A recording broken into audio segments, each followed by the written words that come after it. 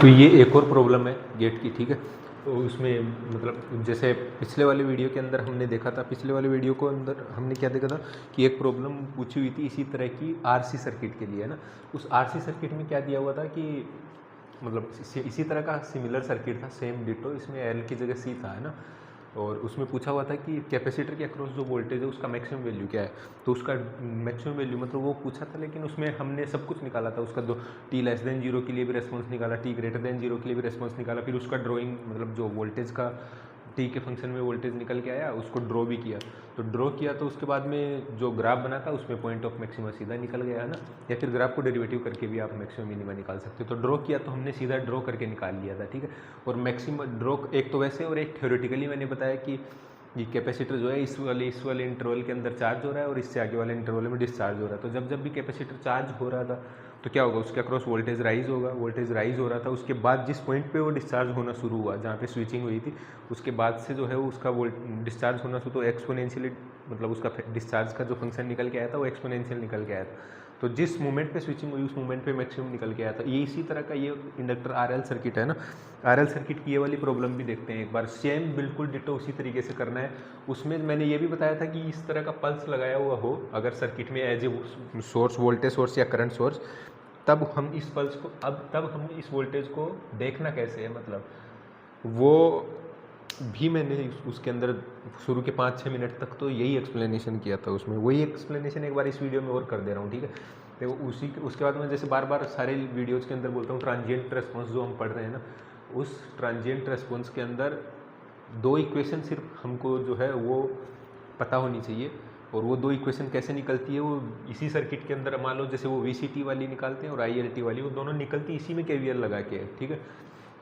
लेकिन वो बार बार KVL लगाने जो है वो बार बार मतलब लंबा सारा कैलकुलेशन करना पड़ेगा। और अल्टीमेटली हमको पता है कि अगर वो 2 इक्वेशन जो VCT और ILT वाली निकल के आ रही है उनको लगाना हमें आता है तो उस KVL से छुटकारा मिल जाएगा हमको, है ना।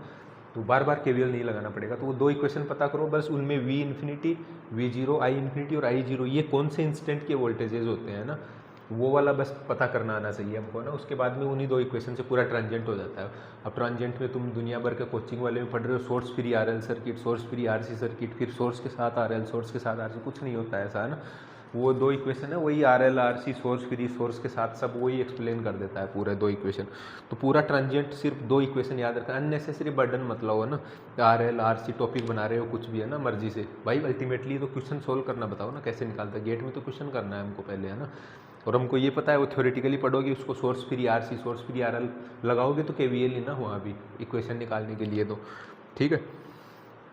तो अननेसेसरी कुछ बर्डन नहीं पालना, जितना प्रिपरेशन एज सिंपल एज हो सकती है उतने करने की कोशिश करो, है ना। और वही मेरे वाले चैनल पे जो है वो मैं वही यही फिल्टर आउट करके रखूँगा कि बर्डन मिनिमम से मिनिमम हो और साथ में जो सब्जेक्ट ओवरलैप हो रहे हैं ना वो उनको लिंक कर पाए, है ना। जैसे सिग्नल का कई सारा टॉपिक जो है कंट्रोल के साथ में ओवरलैप होगा, कंट्रोल के साथ में एनालॉग कम्युनिकेशन के साथ में ओवरलैप होगा, है ना। कंट्रोल और सिग्नल की बिना आप एनालॉग कम्युनिकेशन भी नहीं पढ़ सकते, सिग्नल नहीं आता तो नहीं पढ़ा जाएगा एनालॉग कम्युनिकेशन, है ना। तो वो सारी चीज़ें अल्टीमेटली मतलब जैसे हम कहीं कहीं पे ऑनलाइन भी पढ़ रहे हैं या फिर उनका अल्टीमेट है कि जितने सिंपल हो सके उतना सिंपल कर दें, है ना। तो मेरे चैनल पे मैं एज सिंपल एज करने की कोशिश करूँगा हर बार में। जैसे ट्रांजिएंट के लिए मैंने बोला कि सिर्फ 2 इक्वेशन और पूरा ट्रांजिएंट एंड। अब उसके अंदर ना तुमको सोर्स फ्री आता है ना सोर्स, वो सब कुछ पता नहीं है ना कुछ समझ आता है ना, वो ना पता करना है आपको, उसकी ज़रूरत ही नहीं होती है, ठीक है। अब तो ये वाला क्वेश्चन देखते हैं एक बार। तो ये वाला क्वेश्चन, अब इस क्वेश्चन को देखो अप्रोच कैसे करना है पहले तो वो देख लो। तो ये वाले इस क्वेश्चन को ऐसे सोचो आप कि ये जो पहले तो क्वेश्चन देख लो, इसमें क्या है वो कि ये 10 वोल्ट का पल्स है, वो एक सेकंड के लिए जो है वो इस सर्किट में अप्लाई किया जाता है। तो आपको पता है ना इस इंडक्टर के अक्रॉस करंट जो है वो कौन से फंक्शन के हिसाब से वेरी होगा, मतलब रेस्पॉन्स का मतलब कौन से फंक्शन के हिसाब से IT वेरी होगा। तो अब देखो इसमें जो पल्स लगाई हुई है ना, इस पल्स को ये एक सेकंड की पल्स है 10 वोल्ट की, है ना। इस पल्स को आप ऐसे देखो कि t=0 पे है ना, t=0 पे ये वाला जो सोर्स था यहाँ पे कोई एक स्विच लगा हुआ था, ठीक है ना। मतलब ऐसा स्विच था नहीं, सर्किट ऐसा बना हुआ है, लेकिन इस फंक्शन को आप ऐसे मान लेना कि देखो t<0 से पहले देखें, t0 से पहले देखें तो ये वोल्टेज 0 है, मतलब ये डेड पड़ा हुआ है पूरा, है ना सर्किट। तो इंडक्टर के अक्रॉस IL0 माइनस जो होगा t<0 के लिए, है ना, टी लेस देन जीरो के लिए तो इंडक्टर के अक्रॉस कुछ दिया हुआ तो है नहीं, तो हम उसको क्या मानेंगे, जीरो एम्पियर मानेंगे, है ना। तो टी लेस देन जीरो के लिए 0 एम्प्स है। तो अब स्विचिंग कहाँ हो रही है, देखो पहली बार वोल्टेज जो सर्किट में अप्लाई हो रही है ना, वो टी इक्वल टू जीरो पे हो रही है ना। तो टी इक्वल टू जीरो पे अगर वोल्टेज अप्लाई हो रही है, कितना वोल्ट, 10 वोल्ट अप्लाई हो रही है। और इंडक्टर के बारे में हमें पता है, इंडक्टर जो है उसमें टी स्विचिंग के जस्ट पहले जो करंट था वही करंट जस्ट बाद में मेंटेन रखेगा इंडक्टर, ठीक है। तो अब आप इस पल्स को ऐसे समझो कि टी इक्वल टू जीरो पे है ना, हमने इसके यहाँ 10 वोल्ट का एक वोल्टेज सोर्स लगा दिया है, ठीक है। 10 वोल्ट का ये वोल्टेज सोर्स लगा हुआ है। तो टी ग्रेटर देन और इक्वल टू जीरो के लिए अगर हम देखें तो इस वाले सर्किट की कंडीशन क्या होगी, ये वाला सर्किट कैसा दिखेगा, ये वाला सर्किट ड्रॉ करो एज इट इज़, है ना। और साथ में ये वाला जो वोल्टेज सोर्स है ये एक तरह से ऐसा है कि जैसे 10 वोल्ट का टी मतलब टी इक्वल टू जीरो पे हमने यहाँ पे 10 वोल्ट लगाना शुरू किया है, तो ये 10 वोल्ट का सोर्स इसके यहाँ लगा दिया है, ठीक है। अब आप ये मत देखो इसके अंदर कि टी इक्वल टू 1 पे क्या हो रहा है, ये सोर्स तो यहाँ तक लगा हुआ है, 1 के बाद जो है वो 0 हो गया है, उसका भी इलाज करेंगे अभी आके। पहले एक बार ये समझो कि टी इक्वल टू 0 पे हमने जो है इस ये वाला जो सोर्स है ये 10 वोल्ट इसके अक्रॉस अप्लाई कर दिया। और ये मान लेना है कि ये वोल्टेज सोर्स है ना, ये वोल्टेज सोर्स ये टी ग्रेटर देन जीरो से इन्फिनिटी के लिए हमेशा के लिए लगा हुआ है। ये लगा हुआ है 1 सेकंड के लिए ही है ना, लेकिन ये रेस्पॉन्स कैलकुलेट करने के लिए जो है ना, हम मान लेंगे पहले कि ये जो सोर्स ये वाला जो वोल्टेज सोर्स लगा हुआ है ना, ये टी ग्रेटर देन जीरो से आगे हर इंस्टेंट के लिए लगा हुआ है। फिर टी इक्वल टू 1 पे क्या हुआ उसको बाद में देखेंगे, ठीक है। तो ये वाला देखते हैं, टी इक्वल टू जीरो पे अगर लगा हुआ है तो अब टी इक्वल टू जीरो पे जैसे ही 10 वोल्ट इसके यहाँ अप्लाई हुआ तो इंडक्टर क्या बोलेगा, जस्ट पहले जो करंट था वो मैं जस्ट बाद में मेंटेन रखने की कोशिश करूंगा, है ना। इंडक्टर अपने अक्रॉस अपने अंदर से जाने वाले करंट को इंस्टेंटेनियसली चेंज नहीं होने देता है ना। तो आई एल जीरो माइनस ये है, तो आई एल जीरो प्लस कितना होगा, क्यों निकाल रहा हूँ आई एल जीरो प्लस, क्योंकि इंडक्टर का जो रिस्पॉन्स दिया जाएगा ना यहाँ पे इस पूरे सर्किट के अंदर, ये इंडक्टर का रिस्पॉन्स मतलब ये आई टी जो निकाला जाएगा, ये आई टी होगा I L infinity plus I L zero minus I L infinity, है ना। और E raised power minus T by tau, ठीक है ना। यही ट्रांजिएंट एनालिसिस है आरएल सर्किट का, है ना। तो ये वाला अगर हम करेंगे तो अब मैं बोला हूँ ना, या तो केवीएल लगा के सोल्व कर लो, केवीएल लगा के नहीं करोगे तो ये सीधा इससे निकल जाएगा। इसमें दो ही निकालना है, आई एल इन्फिनिटी, आई एल जीरो और टो, 3 निकालना है बस। तो आई एल जीरो प्लस, तो आई एल जीरो प्लस क्या होगा, आई एल जीरो प्लस क्या होता है, इसमें आई एल जीरो प्लस का मतलब क्या होता है, जब स्विचिंग हुई उससे जस्ट पहले वाला करंट, है ना। तो switching t equal to zero पे उससे पहले करंट कितना था इंडक्टर का, 0 एम्पियर, क्योंकि दिया हुआ नहीं है तो हम उसको 0 ही मानेंगे, है ना। तो ये कितना, आई एल जीरो प्लस जस्ट बाद भी 0 प्लस कितना होगा, 0 एम्पियर ही रखेगा, ठीक है। और आई एल इन्फिनिटी क्या होता है, आई एल इन्फिनिटी क्यों निकाल रहे हैं हम, आई एल इन्फिनिटी इसलिए निकाल रहे हैं क्योंकि अभी हमने मान लिया कि देखो आई एल इन्फिनिटी पे इसका क्रॉस वोल्टेज 0 है, लेकिन हमने ये मान लेना है कि टी ग्रेटर देन 0 के हर इंस्टेंट के लिए जो इंडक्टर का जो ये वाला जो सर्किट है उसके अक्रॉस 10 वोल्ट अप्लाइड है। तो आई एल इन्फिनिटी अगर लॉन्ग ड्यूरेशन के लिए अप्लाइड है, आई एल इन्फिनिटी मतलब जब are L circuit steady state में आ गया, लॉन्ग ड्यूरेशन के लिए ये सर्किट जो है वो मतलब ये सोर्स लगा हुआ है इसमें, तो अगर लॉन्ग ड्यूरेशन के लिए लगा हो तो आई एल इन्फिनिटी जब कैलकुलेट करेंगे तो जब लॉन्ग ड्यूरेशन, ये क्या होता है लॉन्ग ड्यूरेशन तक जब सोर्स लगा हुआ है, जब सर्किट स्टेडी स्टेट में आ गया तब। तो स्टेडी स्टेट में जब भी सर्किट आता है तो इंडक्टर क्या होता है, तार बन जाता है, समझो सीधा सीधा। ये याद रखो कि इंडक्टर जो है जब सर्किट स्टेडी स्टेट में आता है तो डीसी सोर्स अप्लाइड हो तो इंडक्टर जो है वो तार बन जाता है ना। क्योंकि उस सर्किट स्टेडी स्टेट का मतलब उसमें करंट कांस्टेंट हो गया है, और कांस्टेंट करंट से इंडक्टर को कोई दिक्कत नहीं है, वो अपने अंदर से आराम से जाएगा, उसके लिए एज ए तार का काम करेगा वो, है ना। तो यहाँ से अगर हम देखें तो ये वाला इंडक्टर जो है वो ड्यूरेशन के लिए क्या हो जाएगा, शॉर्ट सर्किट, मतलब शॉर्ट हो जाएगा। शॉर्ट हो गया तो जैसे ये वाला शॉर्ट हुआ, ये वाली रेजिस्टेंस को, ये वाला जो ग्राउंड है, ये वाला जो नोड है, इसको मान लो उसका पोटेंशियल 0, इसका पोटेंशियल सेम हो गया, इसका और इसका पोटेंशियल सेम हो गया, तो इस रेजिस्टेंस के अक्रॉस पोटेंशियल सेम हो गया। तो जैसे इसके अक्रॉस पोटेंशियल सेम, ये सर्किट से बाहर है ना, ये जैसे सर्किट से बाहर हुआ, अब इस वाली ब्रांच में अगर केवीएल लगाओगे पूरे में तो ये वाला वोल्टेज तो 0, ये वाला वोल्टेज कितना है 10 वोल्ट। अब जो करंट फ्लो हो रहा होगा इसमें उसको आई इन्फिनिटी नाम देंगे एक तरह से, है ना। तो वो आई इन्फिनिटी कितना आ जाएगा, कितना आएगा आई इन्फिनिटी 10/5, है ना, वो आ जाएगा 2 एम्पियर, ठीक है ना। तो ये वाला आ गया टी ग्रेटर देन 0 के लिए वो जो निकाला है ना, अब उसको सीधा उस इक्वेशन में पुट करो, वो कितना आएगा 2 1 माइनस ई रेस्ट पावर माइनस का t/टो, है ना। और टाउ कितना होगा, टाउ क्या होता है L/R, है ना, L equivalent upon are equivalent, है ना। और इसमें एल और आर, एल तो इसमें एक ही है तो एल की तो वैल्यू 2 हेनरी हो गया ना। आर इक्वेलेंट जो है वो आर हमेशा 2 पॉइंट के अक्रॉस निकाला जाता है, तो यहाँ R L circuit, R C circuit में इंडक्टर और कैपेसिटर के अक्रॉस निकालते हैं, तो यहाँ पे इंडक्टर के अक्रॉस निकाला जाएगा। तो इंडक्टर के अक्रॉस निकाला जाएगा तो क्या कैसे निकालते हैं उसको, डीसी जितना भी डिपेंडेंट सोर्स है उनको शॉर्ट सर्किट कर दो, तो कर दिया उसको शॉर्ट सर्किट, और इंडक्टर के अक्रॉस निकाला जाएगा ना। तो इन दोनों पॉइंट के अक्रॉस रेजिस्टेंस निकालना है, तो ये कितना है 5 ओम, ये 20 ओम है, ठीक है। तो आर इक्विवेलेंट कितना निकल के आएगा 5 × 20 डिवाइड बाई 25, है ना। ये कितना आ जाएगा 4 ओम,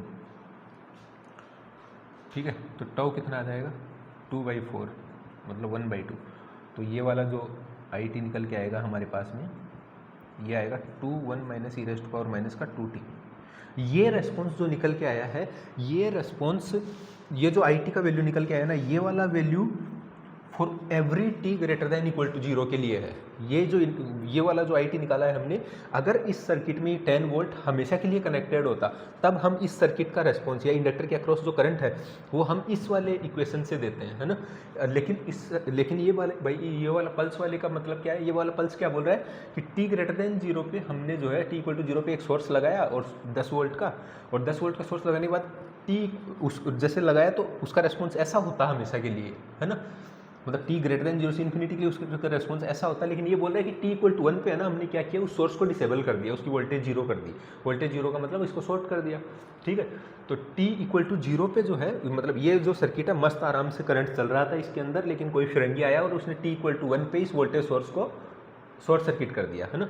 अब t = वोल्टेज सोर्स पे, t = 1 पे अगर वोल्टेज को डिसेबल कर दिया तो t1 के बाद में जो है t ग्रेटर दैन 1 के लिए, है ना, अगर हम देखें t = 1 पे, तो t = 1 पे जो सर्किट की कंडीशन कैसे चेंज हुई, वो वोल्टेज सोर्स डिसेबल हो गया। जैसे वोल्टेज सोर्स डिसेबल का मतलब वोल्टेज 0 हो गया, वोल्टेज 0 का मतलब vi जो है वो शॉर्ट सर्किट हो गया। शॉर्ट सर्किट हो गया तो अब नया सर्किट क्या बन गया, अब नया सर्किट बन गया ये वाला, ठीक है। अब जब सर्किट की कंडीशन ही चेंज हो गई तो इंडक्टर क्या बोलेगा, भाई यहाँ पे सोर्स लगा हुआ तो वहाँ पे सोर्स नहीं लगा हुआ, तो सर्किट इंडक्टर के लिए तो एक नया सर्किट हो गया ना। तो इंडक्टर के लिए नया सर्किट हो गया कौन से इंस्टेंट के बाद, t = 1 के बाद। तो इंडक्टर क्या बोलेगा, 1 से जस्ट पहले मेरे अक्रॉस जो करंट जा रहा था ना, मैं 1 के जस्ट बाद भी उसको मेंटेन रखने की कोशिश करूंगा। जब इंडक्टर के लिए अक्रॉस ये सर्किट ही चेंज हो गया, तो अब इंडक्टर में जो करंट का प्रोफाइल दिया जाएगा ना, उसके लिए वो इक्वेशन वापस से अप्लाई करनी पड़ेगी। क्यों, सर्किट अलग तो इक्वेशन भी अलग, है ना, उसी से निकलेगा वो, लेकिन उसका रेस्पॉन्स अब जो है वो अलग तरीके से वेरी होगा क्योंकि उसमें सोर्स नहीं है। तो वो आई टी जो है ना, t 1 और 1 से ज़्यादा के लिए, है ना, ग्रेटर दैन और 1 के लिए जो है ये वाली सर्किट है 5 ओम, ये 20 ओम और ये 2 हेनरी, और इंडक्टर में से करंट मान लेते हैं कुछ आई टी है ना। तो आई टी फिर से वो इक्वेशन लगाओ। अब ये मत देखो इसमें सोर्स फ्री हो गया, सोर्स वाला था, ये सब वो सब में कंफ्यूज नहीं होना, बस ये एक इक्वेशन लगाना आता है मेरे को और कुछ नहीं आता ट्रांजिएंट के अंदर, है ना, उससे सारा काम हो जाएगा। e⁻⁻ का t/2, ठीक है। अब फिर से ये जब जैसे सर्किट कंडीशन चेंज हुई है ना, ध्यान रखना वो पूरा प्रोसेस वापस से रिपीट करोगे, ठीक है। तो अब I0 निकालो। अब I0 का मतलब क्या है, I0 और I∞ के मायने अब बदल गए हैं, है ना, ठीक है। I0 क्या है, I0 मैं बोला था I0 को t = 0 वाला इंस्टेंट से कंफ्यूज नहीं होना। I0 वो इंस्टेंट का करंट है जिस इंस्टेंट पे इंडक्टर या फिर जो सर्किट की कंडीशन चेंज हुई है ना, उस वाले इंस्टेंट का करंट है। तो यहाँ पे t = 1 पे करंट हुआ है, t = 1 पे सॉरी सर्किट का कंडीशन चेंज हुआ है, तो t = 1 पे अगर सर्किट का कंडीशन चेंज हुआ है, तो अगर मान लो चेंज नहीं होता तो हम t = 1 पे भी ये वाला जो सर्किट होता उसका करंट, इंडक्टर का करंट कौन सी इक्वेशन से देते, इस वाली इक्वेशन से देते। तो t = 1 से जस्ट पहले अगर हम देखें, मतलब ये एक्चुअल से I1 माइनस है ना, तो यहाँ पे जो I0 को कंफ्यूज नहीं होना, I0 से t = 0 से, यहाँ याद रखो कि इंस्टेंट जिस पे स्विचिंग हुई है वो वाला इंस्टेंट है ना, और स्विचिंग 1 पे हुआ है, तो 1 से जस्ट पहले करंट पता करो, है ना। तो 1 से जस्ट पहले का जो करंट पता करेंगे ना, वो कितना होगा 1 - वाला ड्यूरेशन। तो 1 - उसमें रख दो, 1 रख दो, उसके अंदर कितना आएगा 1 - e⁻⁻²। तो 1 से जस्ट पहले इंडक्टर के अक्रॉस करंट ये था, और 1 से जस्ट पहले तो स्विचिंग नहीं हुई ना, लेकिन 1 पे स्विचिंग हो गई, तो इंडक्टर बोलेगा 1 के जस्ट बाद में वही करंट मेंटेन रखने की कोशिश करूंगा जो जस्ट पहले था। तो यही करंट तो I0+ होगा, या फिर इसको मैं बोल सकता हूँ I1+, है ना। I1+ का मतलब स्विचिंग के जस्ट बाद वाला करंट। तो यहाँ पे I0 मिल गया इस इक्वेशन के लिए, ठीक है। इस इक्वेशन के लिए आई जीरो मिल गया। अब आई इन्फिनिटी निकालना है, आई इन्फिनिटी तो इसमें आराम से निकाल सकते हैं। अब देखो आई टी यहाँ पे से 0 से 1 सेकेंड का जो ड्यूरेशन है, उस ड्यूरेशन आई इन्फिनिटी निकालेंगे, वो देखना कैसे निकालना है। 0 से 1 सेकेंड के लिए ये सर्किट के अंदर सोर्स लगा हुआ था, तो इंडक्टर का करंट जो है वो बिल्डअप हो रहा था इस इक्वेशन के हिसाब से। इसको ड्रॉ करेंगे, अभी आगे ड्रॉ करेंगे, तो इंडक्टर के अक्रॉस करंट जो है वो राइज हो रहा था, लेकिन t = 1 पे ये चेंज कर दिया। 1 पे अगर चेंज कर दिया तो सर्किट का कंडीशन चेंज। अब 0 से 1 सेकेंड तक इंडक्टर में करंट फ्लो हो रहा था, तो इंडक्टर क्या कर रहा था, उस ड्यूरेशन में चार्ज हो रहा था, मतलब अपने मैग्नेटिक फील्ड के अंदर, अपने अंदर जो है मैग्नेटिक फील्ड की फॉर्म में एनर्जी स्टोर कर रहा था। वो कैसी होती है, ½ Li²। वो एक्चुअल में ½ Li² नहीं होती, वो जो होती है ना B²/2 म्यू नोट करते थे हम, है ना, वो B²/2 म्यू नोट होता है, लेकिन ½ Li², उसमें बी इंडक्टर के इसको पुट करोगे तो ½ Li² निकल के आएगा ना। तो ये ½ Li² निकल के, तो एक सेकंड तक इंडक्टर जब चार्ज हुआ तो उसने अपने अंदर में कुछ एनर्जी स्टोर कर ली थी यहाँ पे, लेकिन यहाँ से सोर्स को बाहर कर दिया, तब भी इंडक्टर ने अपने अंदर एनर्जी स्टोर कर रखी थी ना। लेकिन जैसे सोर्स को बाहर किया, सर्किट ऐसा हो गया। अब ये इंडक्टर जो है 0 से 1 में जब चार्ज हुआ था, तो इसका मतलब ये कुछ बैटरी बना हुआ था। तो अगर ये बैटरी बन गया था तो क्या ये बैटरी बन गया था, तो ये क्या करेगा, अब इसके अंदर एनर्जी स्टोर हो, ये सर्किट कंप्लीट है, तो ये क्या करेगा, करंट डिलीवर करेगा इनको, है ना। और इनको अगर करंट डिलीवर करेगा रेजिस्टेंस को, तो रेजिस्टेंस में जैसे ही करंट फ्लो होगा, I²R में लॉस करेगा एनर्जी। रेजिस्टेंस का तो काम ही वही है ना। I²R में क्या करेगा, एनर्जी लॉस करेगा। एनर्जी लॉस करेगा तो एनर्जी आ कहाँ से रही है, पक्का एनर्जी एक फॉर्म से दूसरे फॉर्म में कन्वर्ट हो सकती है सिर्फ, है ना, बन भी नहीं सकती। तो रेजिस्टेंस अपने से बना के तो डिसिपेट नहीं कर रहा है ना, क्यों, क्योंकि एनर्जी बन नहीं सकती है, सिर्फ कन्वर्ट हो सकती है। तो यहाँ से जो है इंडक्टर में जो मैग्नेटिक फील्ड में एनर्जी स्टोर हुई थी ½ Li² 1 सेकेंड के ड्यूरेशन में, अब वो इंडक्टर जो है 1 से आगे जो है सोर्स नहीं है इसमें, तो इसको डिस्चार्ज करेगा इसके अंदर। तो इसके अंदर डिस्चार्ज करेगा तो रेजिस्टेंस में हीट लॉस की फॉर्म में वो डिस्चार्ज हो रही है एनर्जी, और रेजिस्टेंस हीट लॉस की फॉर्म में डिस्चार्ज हो रही है, तो आ कहाँ से रही है, इंडक्टर से। तो अल्टीमेटली लॉन्ग ड्यूरेशन तक जब ये सर्किट में इंडक्टर जुड़ा रहेगा, तो ½ Li² एनर्जी इंडक्टर की 0 हो जाएगी, सारा लॉस हो जाएगा इसके अंदर, है ना। तो अल्टीमेटली सारा एनर्जी जब 0 हो जाएगा अल्टीमेटली, तो आई कितना हो जाएगा, 0। तो इसका मतलब आई इन्फिनिटी जो हमारा निकल के आएगा इसमें, वो कितना निकल के आएगा, 0। तो इंडक्टर का आई इन्फिनिटी जो निकल के आएगा वो कितना निकल के आएगा, 0। ठीक है, उसको इसमें पुट कर दो, ये कितना आएगा, 0, और ये कितना है 2, 1⁻², e⁻⁻ का t/τ। अब τ तो R और L वही वाले सर्किट के हैं, तो वो 2 ही रहेगा ना। τ इस सर्किट के लिए सेम रहेगा ना, क्यों, क्योंकि नई कंडीशन में कोई रेजिस्टेंस या एलिमेंट कुछ चेंज नहीं हुआ है। ठीक, अब ये वाला जो रेस्पॉन्स निकल के आया है ये इंडक्टर का, ये वाला रेस्पॉन्स है t ≥ 1 के लिए, है ना। तो अल्टीमेटली इंडक्टर का टोटल रेस्पॉन्स जो निकल के आएगा ILT, वो हमारे पास निकल के आएगा t ≥ 0 से < 1 के लिए, < 1 के लिए जो दिया जाएगा वो कौन सा दिया जाएगा, 2 1 - e⁻²t, ठीक है ना। और t ≥ 1 के लिए कौन सा दिया जाएगा, ये वाला 2 1 - e⁻²t, है ना। तो t > 1 के लिए ये दिया जाएगा। अच्छा, t < 0 के लिए क्या होगा, <0 के लिए इंडक्टर जो है कुछ नहीं बता रखा, तो इंडक्टर का करंट जो है वो 0 मान लेंगे। तो टोटल -∞ से +∞ तक का रेस्पॉन्स इंडक्टर का जो है इस तरीके से इस वाली इक्वेशन से दिया जाएगा। तो ठीक है, उम्मीद करता हूँ ये एक्सप्लेनेशन जो है वो समझ में आया होगा, है ना। तो अभी इसी के अंदर जो है मान लो ये पूछता है कि इंडक्टर से जाने वाला करंट मैक्सिमम क्या है, या फिर इंडक्टर के बाद जो करंट जा रहा है ना, उस करंट जो टाइम का फंक्शन निकल के आएगा उसका ग्राफ ड्रॉ करके 4